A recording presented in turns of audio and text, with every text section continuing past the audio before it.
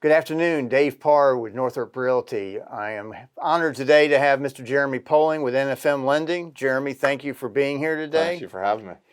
Today I wanted to talk with you, Jeremy, a little bit more about our first-time home buyers. And as we head into 2025, what kind of things are you seeing from the lending side, tools and programs that possibly could help us get our first-time home buyers into their first home? Awesome. Well, hard to believe we're already talking about 2025, right? Oh, I feel know, like right? 2024 went by in a flash.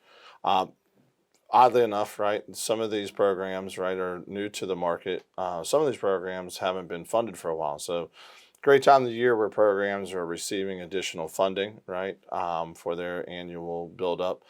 Some of the programs are new to the market or they've expanded their guidelines. So first-time home buyers, I truly believe, as we look forward to 2025, are going to be a huge bucket of business coming into the new market, as we find not only is there more money that's being offered to incentivize these folks to purchase homes, but there's also a wider reach of programs to help with qualifications. So one of the questions I frequently get asked is, am I limited to a single program, or is it possible I could qualify for multiple programs? That's really where it's opened up, right? I think, earlier, this year we talked a little bit about what these programs meant as far as who was qualifying for them, how are they qualifying. A lot of these programs have an income ceiling, right, or they're income-based programs.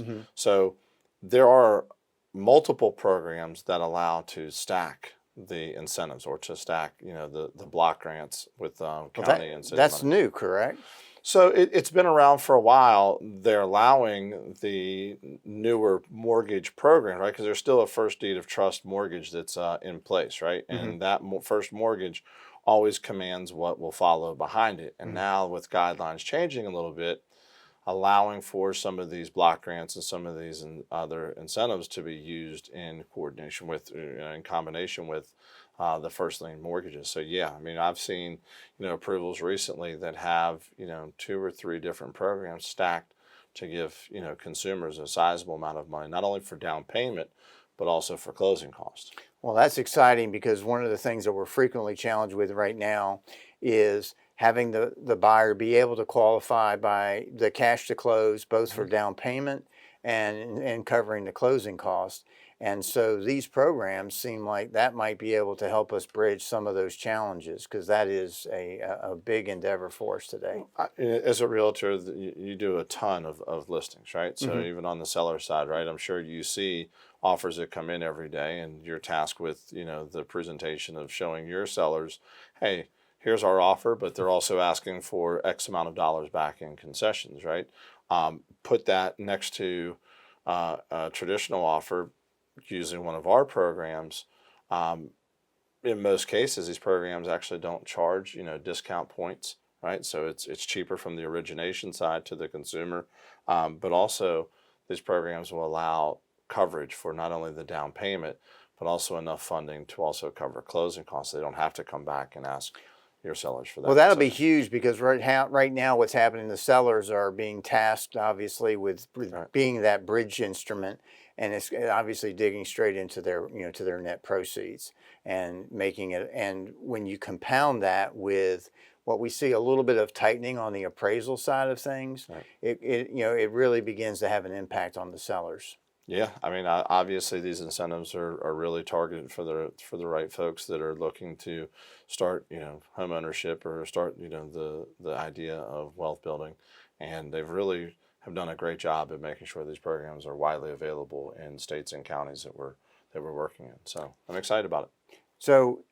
these programs are now being funded. Is it everywhere, or is it still limited to certain counties? Good question, right? Freddie Mac One, it's a website that's out there. Basically, you can plug in whatever region you're in across the United States, and they have compounded a list of these programs that may or may not be available to eligible buyers. So it's a great one-stop resource for individuals to use. But yeah, these programs are all over the United States. Well, this is exciting news, and hopefully something that can allow us to kind of nudge those buyers back into the market that, you know, some of the other challenges that they have faced have maybe pushed them back to the sidelines, because, you know, we are seeing, you know, some increased inventory. So it'd be good to have these buyers have some of the tools available, and our sellers also be in a position to net bigger, you know, bigger net proceeds. Yeah, we're excited about 2025 around here. So looking forward to working with you and your team and seeing if we can help consumers out there. Well, thank you so much for sharing. This has been some powerful information, and we're, you know, quick going to make sure we share it with our buyer pool. Okay. And we look forward to working together to start 2025 off with a bang. Amen. Thank you All so right. much for Thank listening. you for having me.